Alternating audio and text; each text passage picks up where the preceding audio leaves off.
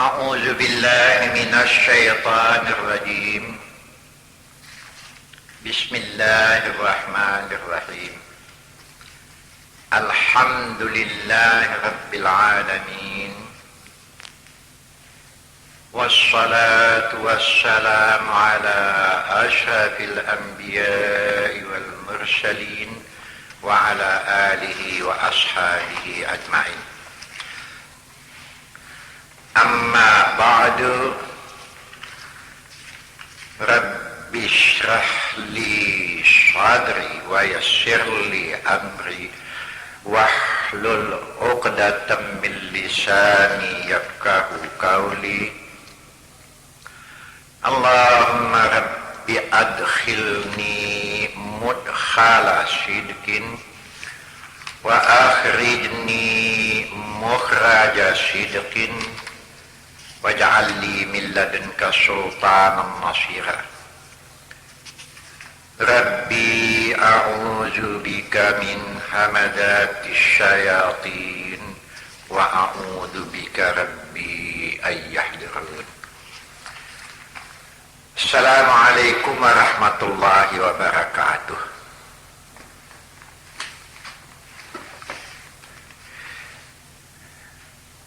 Ada satu hal lagi yang ingin juga saya sampaikan, kita jadikan pegangan ya,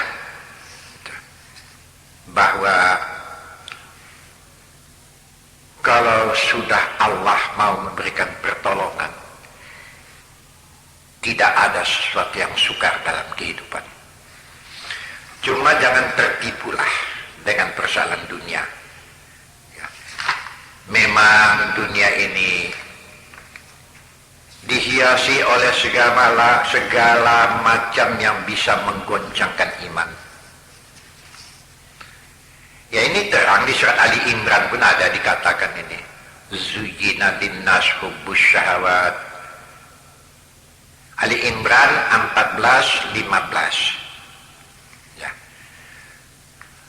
Ali Imran ya. Di situ diterangkan bahwa manusia ini memang diberikan Allah,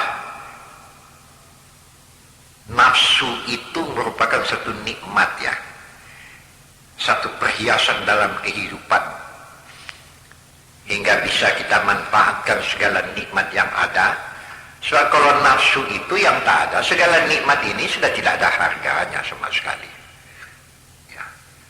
Masuklah nafsu seks, antara hubungan laki-laki dengan perempuan, kegembiraan dengan dapat anak, harta benda perniagaan, emas, perak, kendaraan, sawah, ladang. Ini sama sekali memang disediakan Allah untuk kehidupan manusia di dunia. Tapi diingatkan oleh Allah, bahasa itu semua kan kamu tinggalkan. Di mana engkau harus kembali kepada aku, kata Tuhan. Bahasa apa yang akan ditemui nanti itu sama sekali sifatnya kekal dan lebih tinggi nikmatnya. Ini Ali Imran 14:15. Silakanlah tengok Quran nanti yang bunyinya zuyyina linnas hubbus syahawati minan nisa'i wal banin wal qanatiril muqantarati minaz zahabi wal fiddati wal khailil musawwamati wal an'ami wal hars. Zalika mata'ul hayatid dunya wallahu indahu husnul ma'ab. Qul a'unabbi'ukum bi khairin min dzalikum lilladzina taqaw inda rabbihim jannatun tajri min tahtihal anhar khalidina fiha wa azwajum mutahharatun wa ridwanum minallah wallahu basirun bil ibad. Silakan baca ya. Lihatlah Quran terjemah nanti. Bahasa memang nafsu, hubbus syahwat terhadap perempuan, kegembiraan, ada anak, harta benda dunia, emas, perak, kemegahan sama sekali silakan ambil. Tapi jangan tertipu. Dan ini semua akan ditinggalkan. Yang lebih nikmat nanti waktu di surga, di sana lengkap segalanya dan nilainya lebih tinggi lagi.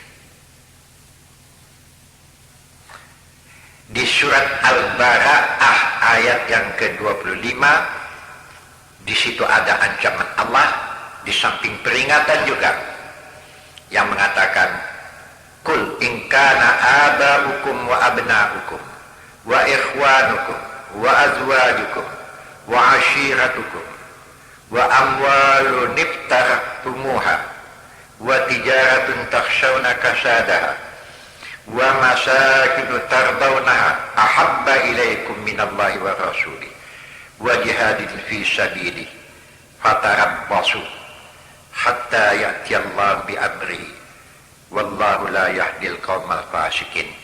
Ini dalil-dalil saja saya baca dulu ya. Katakanlah bahwa kalau sekiranya bapak-bapak kamu, anak istri kamu, keluarga, harta benda yang kamu kumpulkan, barang perniagaan yang kamu takuti tidak akan terjual, tidak bisa mengumpulkan harta benda, tempat kediaman, rumah yang megah, kalau itu sama sekali tidak dilarang mengasihi dan mencintainya, tapi lebih kasih kamu kepada itu daripada Allah yang menciptakannya, lebih kasih kamu kepada benda itu daripada kepada Rasul, hingga jihad kepada Allah pun tidak kamu pedulikan, maka bersedia-sedialah kamu menerima kedatangan hukum Allah, dan Allah tidak akan memimpin manusia-manusia yang fasik. Nah, itu beberapa peringatan yang saya berikan, yang ini semua berdasarkan Quran. Dengan ini semua, bahwa tidak dilarang kamu menjadi orang megah di dunia, silakan, tapi awas,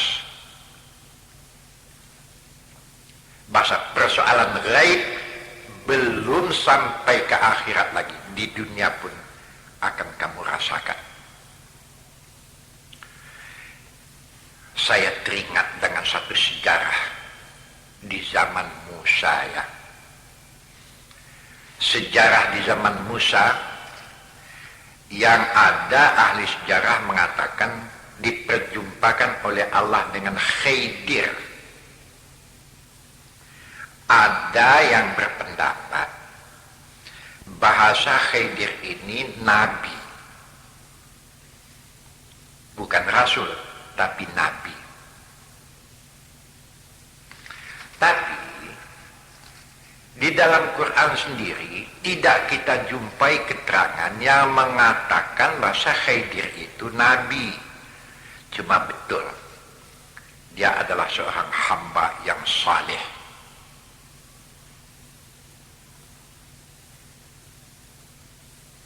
Nah, coba nanti perhatikan ya. Di surat Kahfi ini kita jumpai. Menjelang juz yang ke-16. Cobalah lihat nanti. Ya. Kahfi ini kan kalau diartikan guha, ini artinya.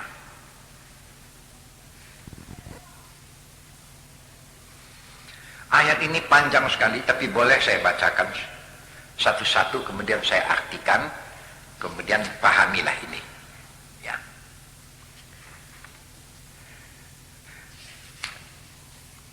Berpangkal dari wa idh qala Musa li fatahu la abrahu hatta ablugha majma'al bahraini aw amdiya hukuba. Ayat yang ke-60 ya. Saya ceritakan dulu duduk persoalannya. Ya. Musa dengan Nabi Khidir ini. Nanti baru saya artikan satu-satu. jalan sejarahnya saya katakan dulu. Nabi Musa di tengah-tengah umatnya kan dianggap orang hebat. Yang meimbangi dalam kecerdikan tidak ada.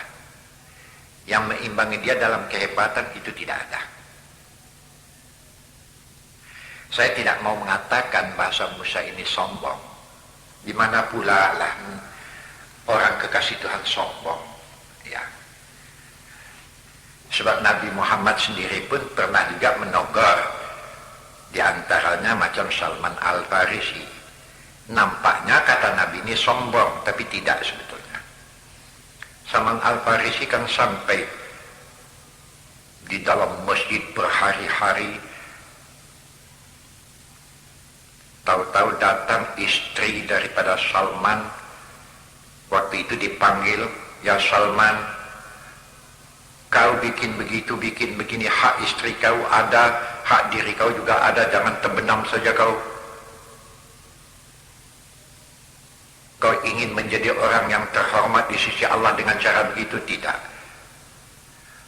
Kalau itu yang kau katakan, saya seorang nabi, lebih dari kau lagi.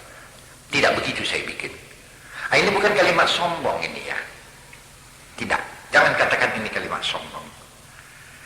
Seperti juga Ali bin Abi Thalib pernah mengatakan kepada beberapa pedagang-pedagang besar, kalian banyak diberi Allah Ta'ala rezeki, diberi Allah nikmat.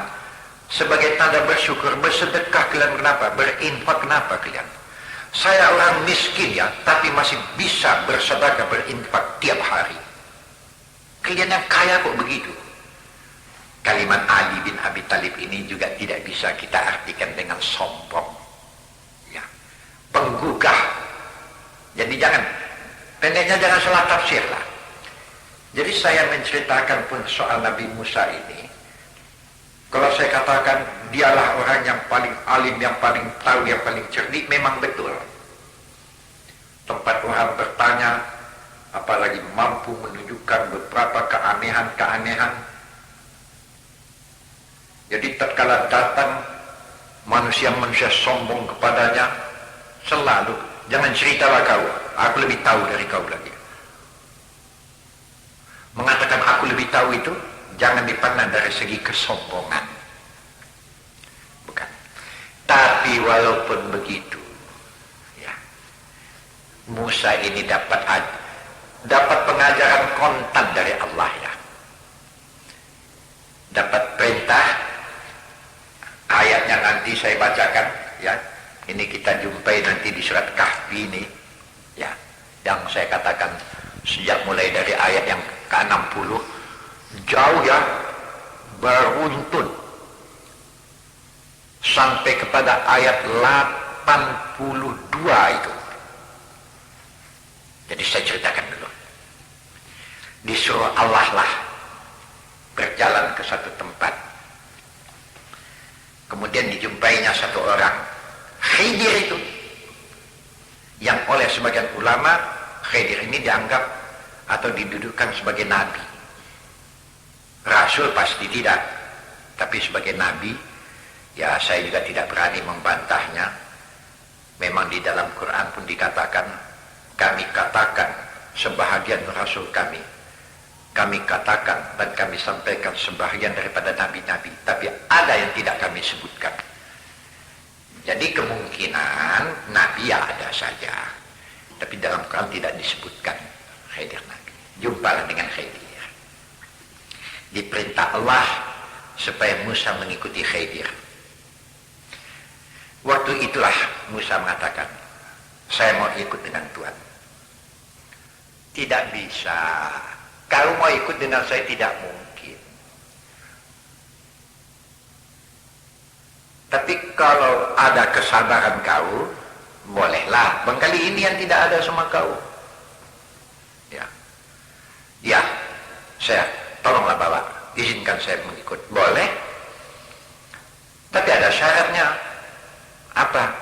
Apa yang saya bikin jangan kau tanya sebelum saya terangkan soalnya. Itu syarat kalau mau mengikut saya. Apa yang saya bikin jangan tanya. Baik, jalanlah berdua. Di tengah jalan, tahu-tahu jumpa dengan seorang anak, dibunuhnya oleh Khidir, dibunuhnya anak ini. Oh, Musa melihat ini tak sabarlah. Apa kata Musa? Macam mananya Tuhan ini? Membunuh itu kan dosa besar itu. Tidak boleh ini dibikin begini begitu. Sudah kukatakan kepada kau, kata Khidir, apa yang aku bikin jangan kau tanya sebelum ada penjelasan dari aku. Sekarang begini tingkah kau. Nah ini satu. Sekali lagi kalau aku bikin sesuatu jangan kau tanya sebelum ada keterangan dari aku. Yalah, maaflah, sabarlah, saya sabar. Saya silap. Baik, ikut. Membawa makanan. Dalam perjalanan mereka membawa makanan. Bawa ikan asin, ya bawa ikan yang sudah dikeringkan begitu. Dia membawa satu orang muda yang membawa makanan ini. Jadi sampai di satu tempat, anak muda ini rupanya makan itu tercampak ke laut, atau tidak, tinggal di satu tempat tercampak ke laut. Sampai di laut ikan asin ini hidup balik. Padahal ikan asin yang sudah dikeringkan apa semuanya, tahu-tahu masuk ke dalam air, hidup balik. Sebelum ini kejadian, anak muda ini, pelayan ini lupa tinggal ikan asin itu di tempat, pergi berangkat saja. Tiba di tengah jalan mau makan, segala makanan tak ada, ikan yang dibawa tadi pun tak ada lagi. Jadi ditanya oleh Khidir, mana ikan tadi? Ada. Nabi Musa pun marah, terlalulah kau ya, ada makanan ditinggalkan. Khidir mengatakan, sudah ku bilang kau jangan banyak tingkah Musa. Diam saja kau, ini banyak tingkah kau. Kalau sekali lagi kejadian macam ini, kau tidak isu dengan saya, karena kesabaran kau tidak ada. Oleh mangka Nabi Musa marah, tadinya, anak muda ini mengatakan ikan itu waktu saya tinggalkan Tuhan pergi, tercampak ke dalam air, saya mau ambil kembali, tahu-tahu ikan itu hidup, jadi lari, tak dapat saya ambil. Nah di situ sampai terjadi yang ketiga kali, mereka dalam kelaparan lah, sampai ke satu kampung,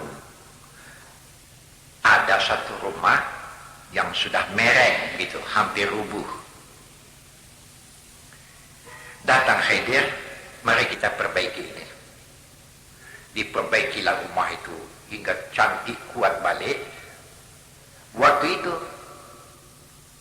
orang kampung melihat saja, menolong tidak, semua tidak.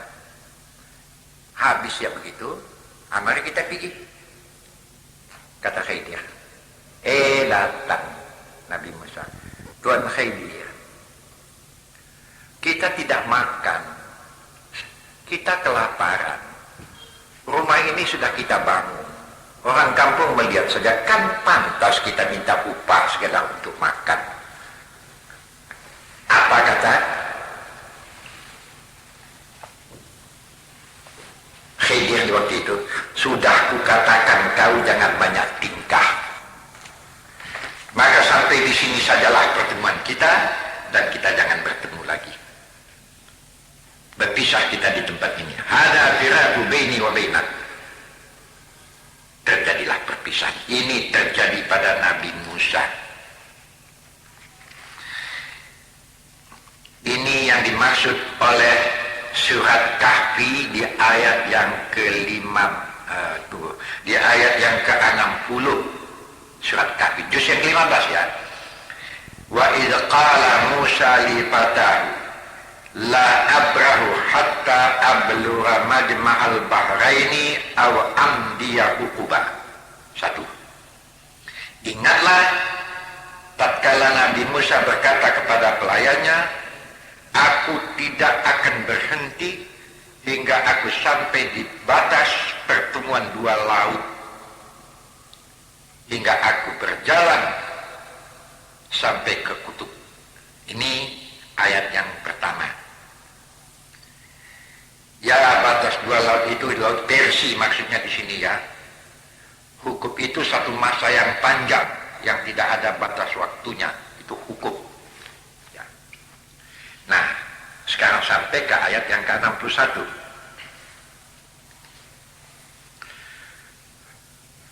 Falamma balagha majma'a bainihima nasiya hutahuma fattakhadha sabilahu fil bahri saraba. Maka tatkala mereka berdua sampai di pertemuan dua laut itu, lupalah mereka akan ikan mereka. Maka ikan itu ambil jalannya menembus ke laut. Ini satu hal yang aneh ya, gitu. Saya teruskan ayat berikutnya. Falamma jawaza qala li fata atina ghada'ana laqad laqina min safarina hadza nasaba. Ya, tatkala mereka keduanya sudah melewatinya, sudah sampai kepada yang dituju ya, berkatalah ia kepada pelayannya, Musa maksudnya ya, bawalah makanan kita. Mana makanan kita? Bawa kemari. Sesungguhnya kita telah bertemu capek, lelah dari perjalanan kita. Nah, bawalah makanan kita itu. Nah, berikutnya ini dikatakan lagi. Qala ara'aita id awayna ila sakhrati fa inni nasitul huta wa ma ansanihu illa syaitanu an adhkura wattakhadha sabilahu fil bahri ajaba. Ia berkata, maksud ia berkata di sini, pelayan itu berkata ya, waktu Nabi Musa meminta mana makanan kita, tidakkah engkau pikirkan tatkala kita berlindung di batu besar, aku telah lupa akan ikan kita, dan tidak ada yang melupakan daku buat menyebutnya melainkan syaitan. Lalu ia ambil jalannya ke laut dengan cara yang aneh. Nah, ini yang saya maksud tadi, ikan itu hidup melompat, padahal ikan-ikan mati tadinya. Tapi waktu itu saya lupa menyampaikan ke Tuan. Waktu saya tinggalkan ikan itu di batu, Tuan duluan, saya lihat ikan mati, ikan kering itu melompat ke laut, hidup balik. Ajab ya, ajib, aneh. Padahal pelayannya itu bukan nabi. Kalau Musa sudahlah, Musa nabi ya. Ya, inilah kelupaan itu, ini sering disandarkan kepada syaitan ya. Syaitan yang selalu melupakan kita hingga terjerumus. Nah, ayat berikutnya. Qala zalika ma kunna nabri fartadda ala atharihi ma qasasa. Ia berkata, itulah dia apa yang kita kehendaki, lalu dua-duanya kembali dengan mengambil jalan waktu datangnya. Yang dimaksud di sini, diwahyukan kepada Nabi Musa bahwa di tempat yang tempat dia kehilangan ikan itulah dia akan menjumpai satu orang. Ini yang dimaksud dengan Khidir yang saya maksud tadi. Cerita kita tadi ya. Karena ada di batu tempat hilang tadi, ikan tadi. Mereka kembali, bukan? Di batu itu dijumpai satu orang, itulah dia Khidir. Ya. Itu diwahyukan kepada Nabi Musa untuk kembali. Maksud mau menengok ikan, betulkah jadi ikan hidup? Tapi yang didapati Khidir ada di situ. Nah, itu yang dimaksud oleh ayat berikutnya. Fawajada abdan min ibadina atainahu rahmatan min indina wa 'allamnahu min ladunna ilma. Itu ayat yang ke-65. Lalu mereka berdua dapati seorang hamba daripada hamba kami yang telah kami beri kepadanya rahmat dari sisi kami, dan kamilah yang telah mengajar kepadanya satu ilmu yang ada yang tidak diketahui oleh sebagian banyak manusia lainnya. Ini Khidir ya. Ya, kami beri kepadanya sebagian daripada ilmu gaib. Kan soal gaib cerita kita. Ya, orang inilah yang oleh setengah ulama mengatakan nabi. Itulah Nabi Khidir. Nah, pada ayat berikutnya terjadi kisah yang saya sebutkan tadi. Ayat yang ke-66, qala lahu Musa, hal attabi'uka ala an tu'allimani mimma 'ullimta rusyda?